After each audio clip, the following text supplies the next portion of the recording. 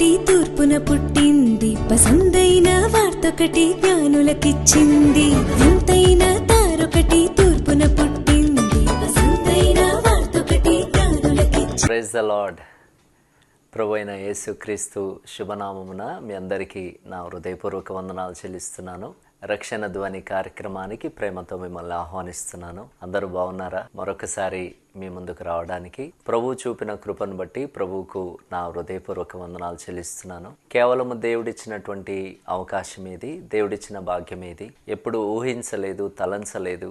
శక్తికి మించినటువంటి ఈ యొక్క టీవీ పరిచర్య దేవుని కృప ద్వారా దేవుడు అవకాశమునిచ్చి అనేకులకు సువార్తను ప్రకటించడానికి, దేవుని వాక్యమును అందించడానికి, అనేకుల పక్షమున ప్రార్థించడానికి ప్రభువు తెరిచినటువంటి ఆ చక్కటి అవకాశాన్ని బట్టి ప్రభువుకు నా హృదయపూర్వక వందనాలు చెల్లిస్తున్నాను. అదేవిధంగా ఎంతో మంది ఈ కార్యక్రమం ద్వారా ఆత్మీయంగా బలపడుతున్న విధానాన్ని బట్టి కూడా దేవునికి కృతజ్ఞతలు తెలియజేస్తూ దేవుని స్తుతిస్తున్నాను. ఎందుకంటే నిజమే, ఒక ప్రయాసము వెనక ఖచ్చితంగా తగిన ఫలితం ఉంటే గనక, దానికి తగిన ప్రతిఫలం ఉంటే గనక ఎంతో సంతోషం కలుగుతుంది. కాబట్టి నిజమే, ప్రభువునందు మీ ప్రయాసం వ్యర్థం కాదు అని మరి భక్తుడు సెలవిచ్చినట్లుగా వాక్య భాగంలో నిజమే, దేవుని కొరకు పడుతున్న ఈ యొక్క ప్రయాసము వ్యర్థం కాదు అన్నది మా యొక్క నమ్మకం, ఆశ. కాబట్టి ప్రార్థిస్తూ సహకరిస్తూ ఈ కార్యక్రమాన్ని ప్రేమిస్తూ ప్రోత్సహిస్తున్నటువంటి మీ అందరినీ అభినందిస్తున్నాను. ఇంతకాలం ఇంచుమించు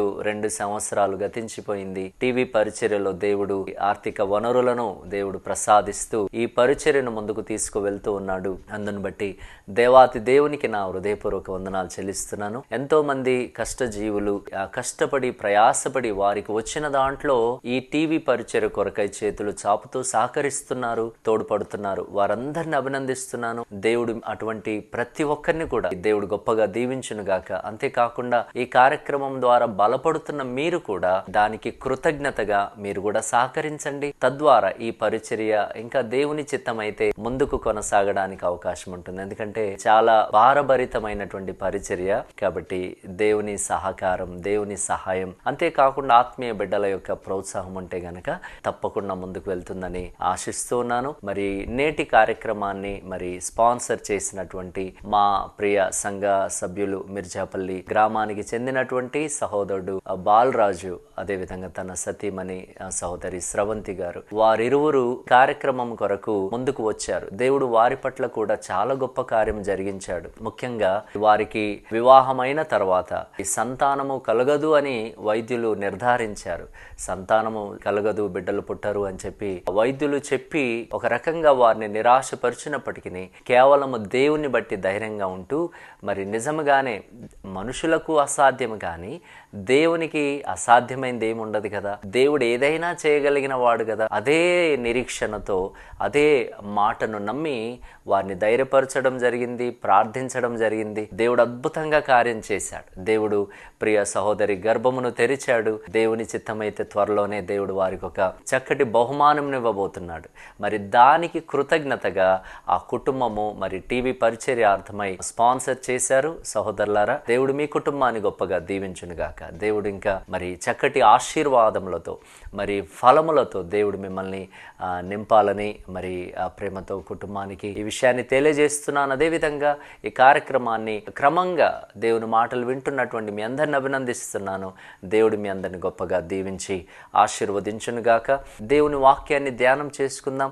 ఎబ్రీలకు రాసిన పత్రికలో మనము తరచుగా చాలా విషయాలు నేర్చుకుంటున్నాం. ఎబ్రీలకు రాసిన పత్రికలో నుండి మరొక విషయము, మనందరికీ తెలిసిన వ్యక్తిని గూర్చి మీ ముందు ఉంచాలని ఆశిస్తున్నాను. ఎబ్రీలకు రాసిన పత్రిక 11వ అధ్యాయంలో మరి అబ్రహామును గూర్చి 8వ వచనం నుండి కొన్ని వచనాలు ఇంచుమించు 10వ వచనం వరకు ధ్యానం చేసుకుందాం. అబ్రహాము పిలువబడినప్పుడు విశ్వాసమును బట్టి ఆ పిలుపునకు లోబడి తాను స్వాస్థ్యముగా పొందనయున్న ప్రదేశమునకు బయలు వెళ్ళెను, మరియు ఎక్కడికి వెళ్ళవలెనో అది ఎరుగక బయలు వెళ్ళెను. విశ్వాసమును బట్టి అతడును అతనితో ఆ వాగ్దానమునకు సమాన వారసులైన ఇస్సాకు యాకోబు అనువారును గుడారములలో నివసించుచు అన్యుల దేశంలో ఉన్నట్టుగా వాగ్దాత దేశంలో ప్రవాసులైరి. ఏలయనగా దేవుడు దేనికి శిల్పియో నిర్మాణకుడునై ఉన్నాడో పునాదులు గల ఆ పట్టణము కొరకు అబ్రహాము ఎదురు చూచుచుండెను. ఈ వాక్యము నిజంగా చాలా అద్భుతమైన మాట అబ్రహామును గూర్చి వ్రాయబడింది. ముఖ్యంగా మరి హెబ్రీలకు రాసిన పత్రిక 11వ అధ్యాయంలో మనము గనక చూసినట్లయితే అందులో అద్భుతమైన వ్యక్తుల పేర్లు దేవుడు పొందుపరచడం జరిగింది. దీనిని విశ్వాస వీరుల పట్టిక అంటూ ఉంటారు. దీంట్లో నిజముగా కొంతమంది జీవితాన్ని ఆలోచిస్తే గనక సరి అయినటువంటి సాక్ష్యము లేని రహాబు లాంటి వేశ్యల పేరు కూడా దీంట్లో పొందుపరచడం నిజమే. గమనించండి, వారు దేవుని ఎడల వ్యక్తము చేసినటువంటి క్రియల్లో కనపరిచినటువంటి ఆ విశ్వాసానికి ప్రతిఫలముగా దేవుడు మరి ఈ యొక్క హెబ్రీలకు రాసిన పత్రికలో 11వ అధ్యాయంలో వారందరి పేర్లు కూడా పొందుపరచడం జరిగింది. ఎంత గొప్ప భాగ్యం కదా. నిజమే, ఒక భక్తుడు అన్నాడు, ఒకవేళ ప్రస్తుత దినంలో ఈ దినాల్లో గనక ఈ హెబ్రీలకు రాసిన పత్రికలో ఈ 11వ అధ్యాయం మరలా వ్రాయవలసి వస్తే గనక, ఆ విశ్వాస వీరుల పట్టిక మరలా వ్రాయాల్సి వస్తే గనక అందులో మన పేరు ఉంటుందా? ప్రస్తుత దినం ఒకవేళ ఈ రోజుల్లో రాయాల్సి వస్తే గనక, ఒకవేళ నీ పేరు తను రాయగలడా దేవుడు? నా పేరు దేవుడు రాయగలడా ఆ లిస్టులో? అందులో మన పేరు ఉంటుందా? అటువంటి అవకాశం ఉందా? అటువంటి విధానము, అటువంటి విశ్వాసము మనకు ఉంటుందా అన్నది ప్రశ్న వేసుకోవాలని ఒక భక్తుడు అన్నాడు. నిజమే కదా. ఒకవేళ ఈ రోజుల్లో ఆ 11వ అధ్యాయం రాయాల్సి వస్తే అందులో మన పేరు ఉండకపోతే వ్యర్థమే కదా. గమనించండి, ఇందులో చాలా మంది మరి విశ్వాస వీరుల మరి పేర్లు నమోదు చేయబడినాయి. అందులో ముఖ్యంగా మనందరికీ తెలుసు అబ్రహామును గూర్చినటువంటి ప్రస్తావన వచ్చింది. అబ్రహాము యొక్క విశ్వాసమును గూర్చి మనం ఇక్కడ చూస్తాం. అబ్రహాము యొక్క ఆత్మీయ ఆ యాత్ర, అతని యొక్క యాత్ర మరి ఆరాను నుండి కానానుకు వెళ్తున్నటువంటి ఆ యొక్క యాత్రను గూర్చి, ఆ ప్రయాణమును గూర్చి మనం చూస్తాం. వాస్తవానికి మనకు ఆ పేర్లన్నీ కూడా తెలుసు, కానీ దేవుడు అబ్రహామును పిలిచినప్పుడు ఆదికాండం 12వ అధ్యాయంలో మనం చూస్తాము. అబ్రహామును దేవుడు పిలిచినప్పుడు ఏ విధంగా పిలిచాడు మనం ఆలోచన చేస్తే గనక, అతనికి ఎటువంటి ఆ వివరణ ఇవ్వకుండా, సమాచారం అనగా ఆ యొక్క డీటెయిల్స్ ఏం కూడా ఇవ్వకుండా దేవుడు అతన్ని పిలిచిన విధానం చదివితే గనక 12వ అధ్యాయం 1వ వచనం, యెహోవా నీవు లేచి నీ దేశము నుండి, నీ బంధువుల యొద్ద నుండి, నీ తండ్రి ఇంటి నుండి బయలుదేరి నేను నీకు చూపించు దేశమునకు వెళ్ళుము. గమనించండి, ఇక్కడ దేవుడు అబ్రహామును ఏ విధంగా పిలుస్తున్నాడో మనం చూస్తున్నాం. అబ్రహాము యొక్క ప్రయాణం ఒక నమ్మకస్తుని యొక్క ప్రయాణం, నిరీక్షణతో కూడిన ఒక నమ్మకస్తుని ప్రయాణం అని ఈరోజు మనం ధ్యానం చేసుకుందాం. ఒక నమ్మకస్తుని యొక్క నిరీక్షణతో కూడిన ప్రయాణం. ఇంగ్లీష్లో అయితే కనుక the hopeful journey of A faithful servant. ఒక నిరీక్షణతో కూడిన ఒక ఆత్మీయుని ప్రయాణం. గమనించండి, అబ్రహాము యొక్క ప్రయాణం ఎటువంటిదో మన యొక్క ఆత్మీయ ప్రయాణం కూడా ఎగ్జాక్ట్గా అటువంటిదే. దేవుడు ఏ విధంగా పిలిచాడు, అబ్రహాము ఏ విధంగా ఆ పిలుపునకు విధేయత చూపించాడో మనం ఆలోచన చేస్తే దీంట్లో 4 విషయాలు మనం నేర్చుకోగలుగుతాం. గమనించండి, అబ్రహాము పిలువబడినప్పుడు విశ్వాసమును బట్టి ఆ పిలుపునకు లోబడి తాను స్వాస్థ్యముగా పొందనున్న ప్రదేశమునకు బయలు వెళ్ళెను.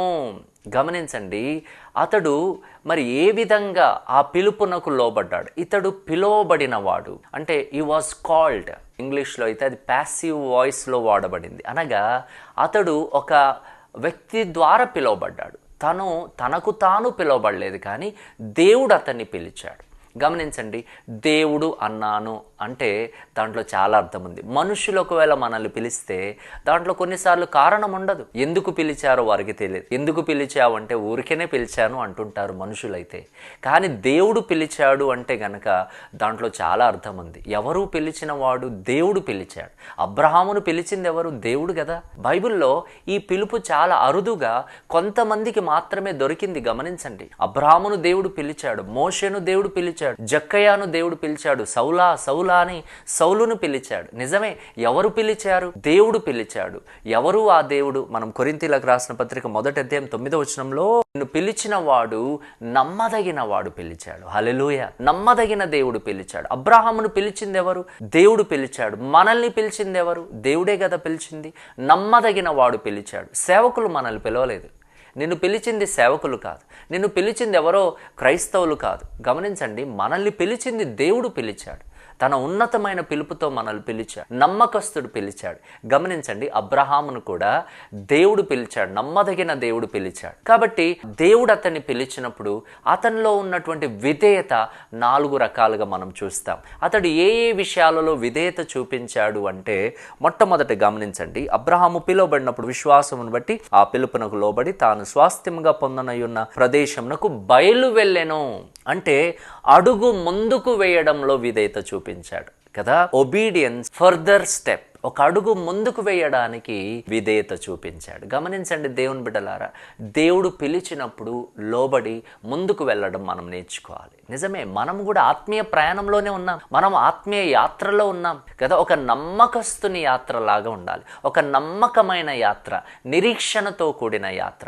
మన యాత్ర నిరీక్షణ లేని యాత్ర కాదు, మనకంటూ ఒక నిరీక్షణ ఉంది కదా. మనము దేనికోసమైతే ఎదురు చూస్తున్నామో అటువైపునకు మనం ప్రయాణం చేస్తున్నాం. గమనించండి దేవుని బిడ్డలారా కదా, దేవుడు మనల్ని పిలిచినప్పుడు కదా ఒక అడుగు ముందుకు వేయడంలో విధేయత చూపించాలి. ఒక అడుగు ముందుకు వేయాలంటే రెస్పాండ్ అవ్వాలి, స్పందించాలి. ఒక అడుగు ముందుకు వేస్తూ ప్రయాణం ముందుకు సాగుతూ ఉండాలి. కొంతమంది జీవితాన్ని ఆలోచిస్తే గనక ముందుకు వెళ్ళినట్లుగా ఉండదు, వెనకబడుతున్నట్లుగా ఉంటుంది, వెనుకకు వచ్చినట్లుగా ఉంటుంది. అడుగు ముందుకు వేయడము అంటే అర్థం ఏంటంటే దాంట్లో అభివృద్ధి ఉండాలి కదా, డెవలప్మెంట్ ఉండాలి, ప్రోగ్రెస్ ఉండాలి, ఎదగాలి కదా. ఇప్పుడు లాస్ట్ ఇయర్కి 2 years బ్యాక్ ఏ విధంగా ఉన్నాం, 10 సంవత్సరాల క్రితం, 5 సంవత్సరాల క్రితం, అప్పటికి ఇప్పటికి మనం పోల్చి చూసుకుంటే గనక మన అడుగులు ముందుకు వెళ్తున్నట్లుగా ఉండాలి. అప్పుడప్పుడు మన దేశ ఆర్థిక పరిస్థితిని కూర్చి ఆ ఆర్థిక యొక్క ఆ స్థితి ఏ విధంగా పెరుగుతుందా తరుగుతుందా గ్రాఫ్స్ చూపిస్తూ ఉంటారు, ఈ గీత లైన్ చూపిస్తూ ఉంటారు.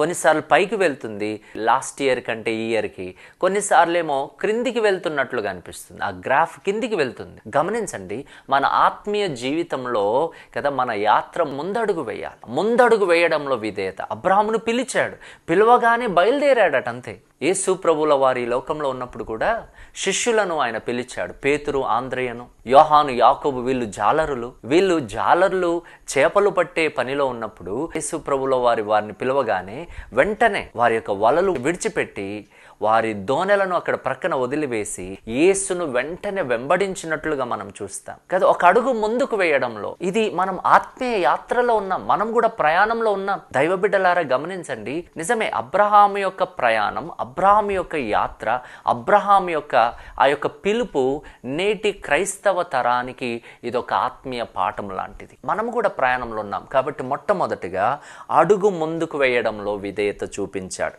రెండో విషయాన్ని మనం చూద్దాం.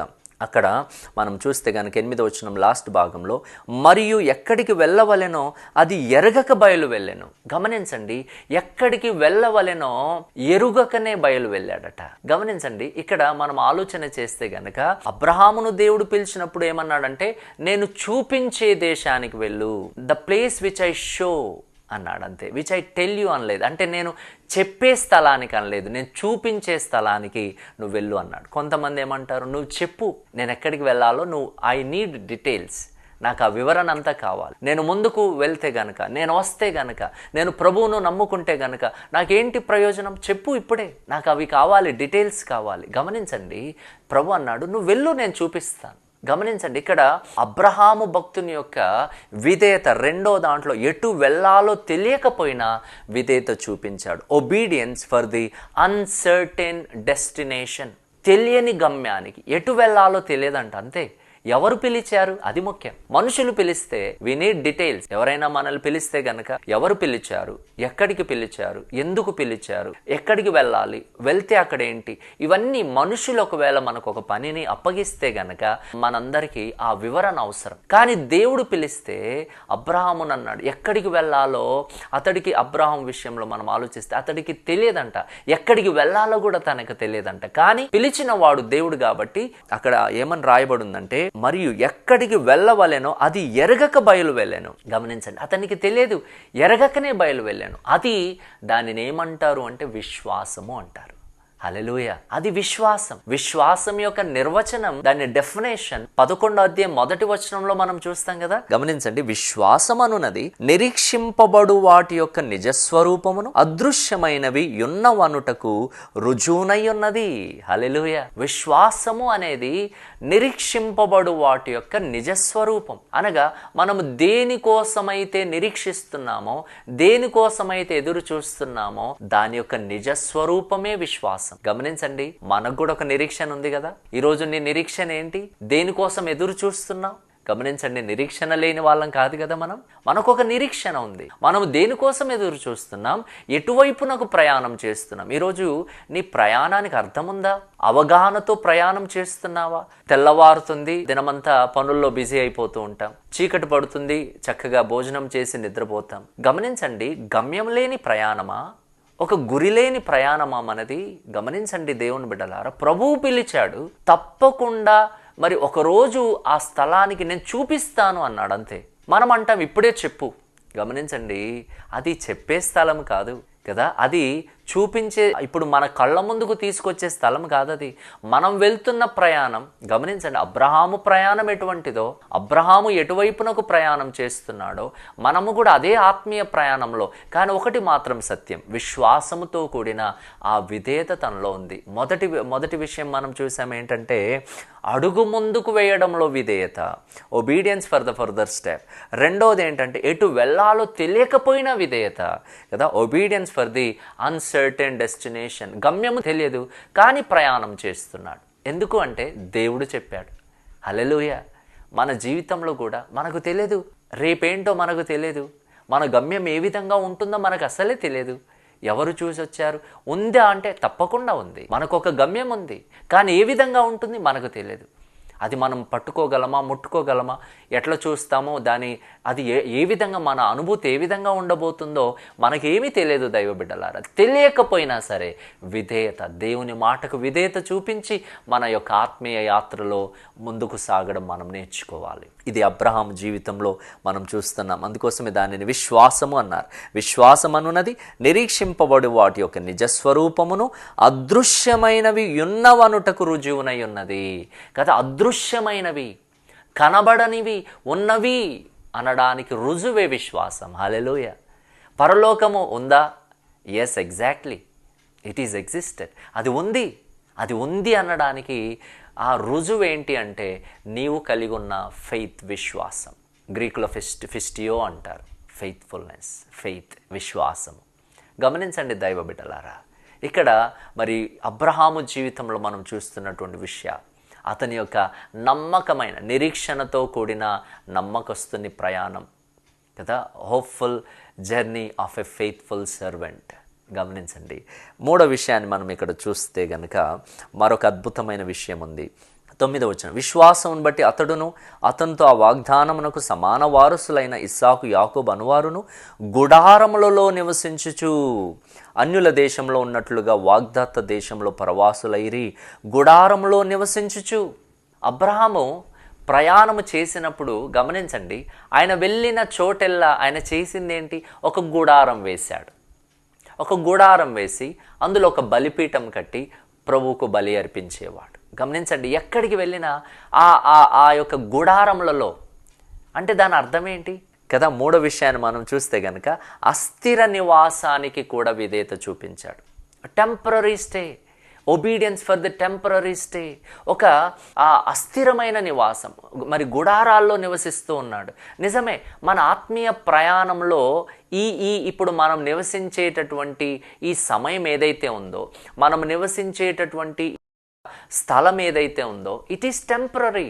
ఇది అస్థిరమైంది, స్థిరమైంది కాదు.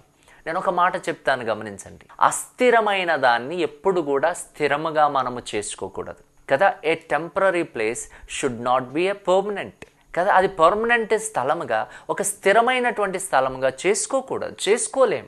ఇప్పుడు మనం ఒక అద్దె ఇంట్లో ఉన్నాం అనుకోండి, దాన్ని మనం పర్మనెంట్ చేసుకుంటామంటే కుదురుతుందా కదా. గమనించండి, అది ఎంత కష్టతరం, అది సరైనది కాదు కదా.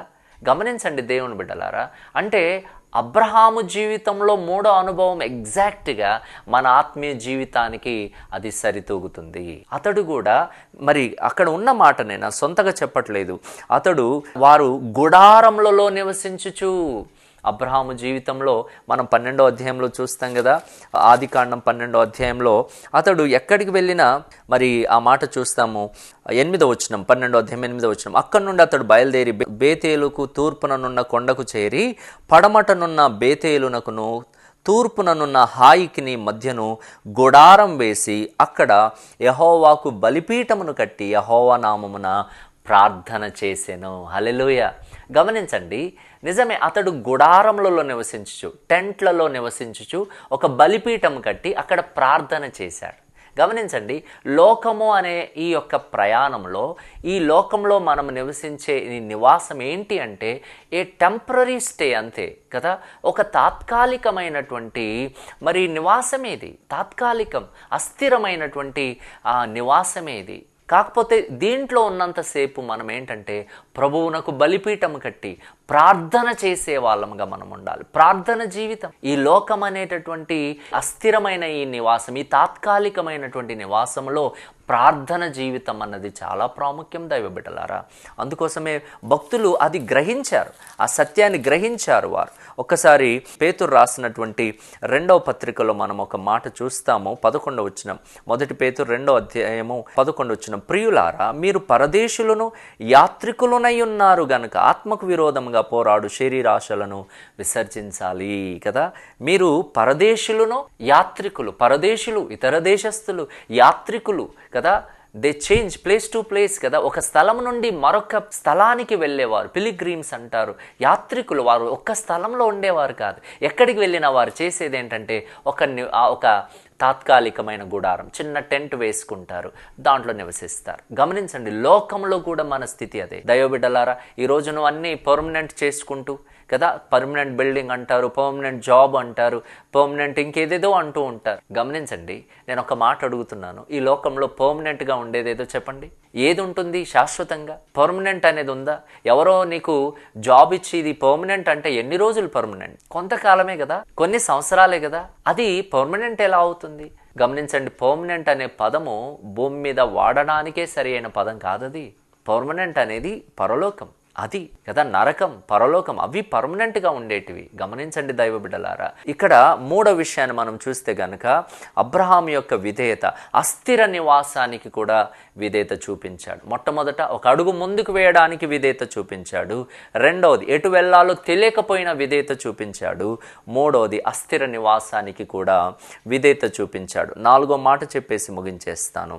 ఇక్కడ 10వ వచనం, ఏలయనగా దేవుడు దేనికి శిల్పియో నిర్మాణకుడునై ఉన్నాడో పునాదులు గల ఆ పట్టణము కొరకు అబ్రహాము ఎదురు చూచుచుండెను. హల్లెలూయా.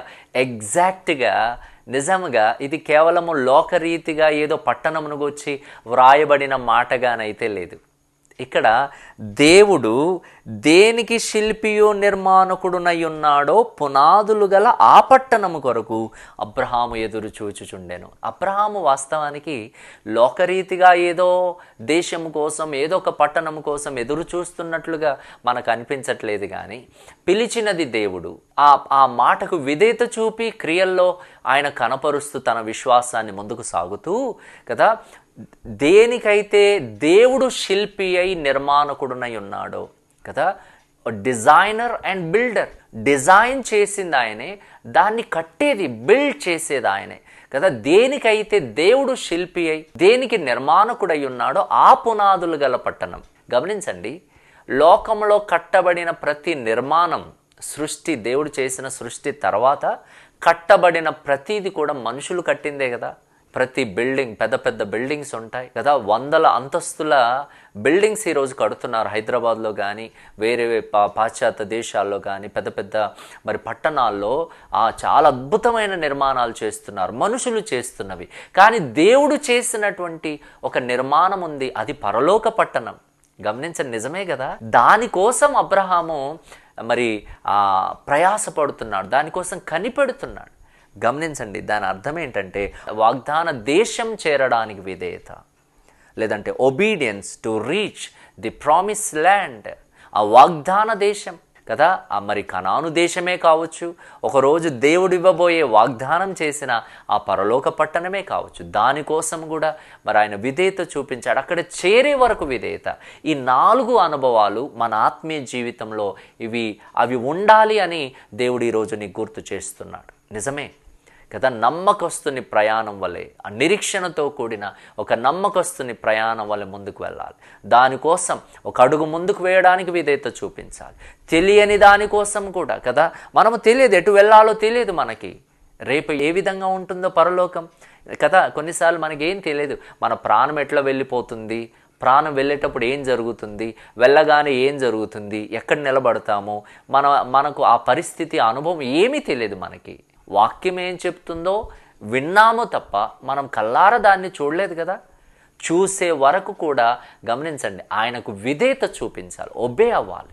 ఆ విధంగా లోకంలో ఉన్నంతకాలం ఆ టెంపరరీ టెంట్లలో కూడా కదా, ఈ యొక్క తాత్కాలికమైన నివాసాల్లో కూడా సంతోషంగా ఉండాలి. యు మస్ట్ బీ సాటిస్ఫైడ్, తృప్తిగా ఉండాలి. నాకు ఇల్లు లేదు, నాకు పొలం లేదు, అది లేదు, ఇది లేదనే అనవసరమైనటువంటి మరి అసహనము అనేది కదా, ఆ అసంతృప్తి అనేది మనలో ఉండకూడదు. తృప్తితో మనం బ్రతకాలి.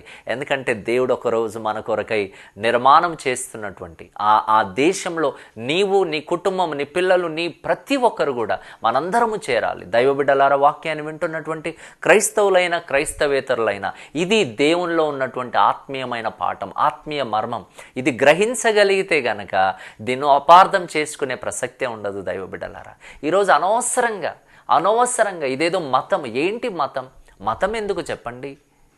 దేవుని రాజ్యం మోక్షం వెళ్ళాలి, కానీ ఈరోజు మతము అని పోట్లాటలు ఎందుకు? అనవసరమైనటువంటి వాగ్వాదాలు ఎందుకు? దైవబిడ్డలారా, ఈ సత్యాన్ని గ్రహించండి. అబ్రహాము వలె విశ్వాసముతో కూడిన ఆత్మీయ యాత్రను కొనసాగించండి. ఆ విధంగా దేవుడు పిలిచినప్పుడు దైవరాజ్యంలో చేరండి. అటువంటి దైవకృప వాక్యాన్ని విన్న మీ అందరికీ దేవుడు దయచేనుగాక, దేవుడి మాటలు దీవించునుగాక. Amen, amen. ప్రార్థన చేసుకుందాం. పరమందు ఆసీనుడా, అబ్రహాము యొక్క విశ్వాస ప్రయాణము వలె వాక్యాన్ని విన్నటువంటి ప్రతి ఒక్కరికి కూడా అటువంటి నమ్మకస్తుని ప్రయాణం, విధేయతతో కూడిన ప్రయాణం ప్రతి బిడకు ప్రసాదించండి. ఒకరోజు మీ రాజ్యంలో మీతో పాటు ఆ స్థిరమైన నివాసంలో చేర్చండి. అంతవరకు నమ్మకంగా నడిపించండి. ఈరోజు ఎంతమంది అయితే మీ స్వరం విన్నారు వారందరినీ బలపరచండి. బలహీనులుగా ఉంటే స్వస్థపరచండి. నిరాశతో ఉంటే ధైర్యపరచండి. నిరీక్షణ లేకుండా ఉంటే గనుక నీ బిడ్డలకు నిరీక్షణ, ధైర్యమును ప్రసాదించి మీ రాజ్య వారసులుగా చేసుకునమని మా రక్షకుడైన యేసయ్య శక్తి కలిగిన నామములో ప్రార్థించి స్తుతించి వేడుకుంటున్నాము తండ్రి. Amen, amen. దేవుడు మీ అందరిని దీవించునుగాక. ఆమెన్.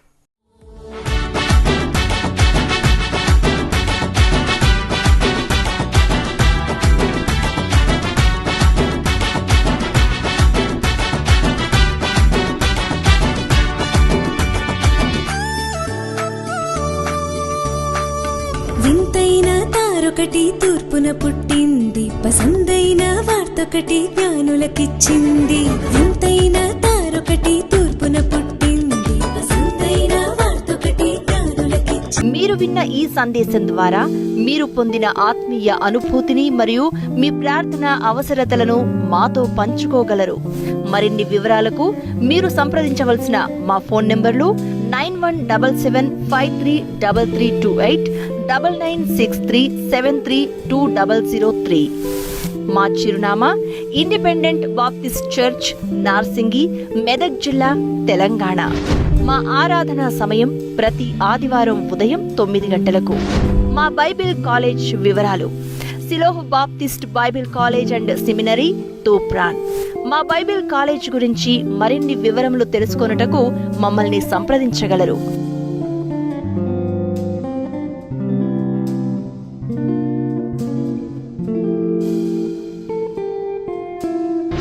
దేవుడు మిమ్ములను సమృద్ధిగా దీవించునుగాక.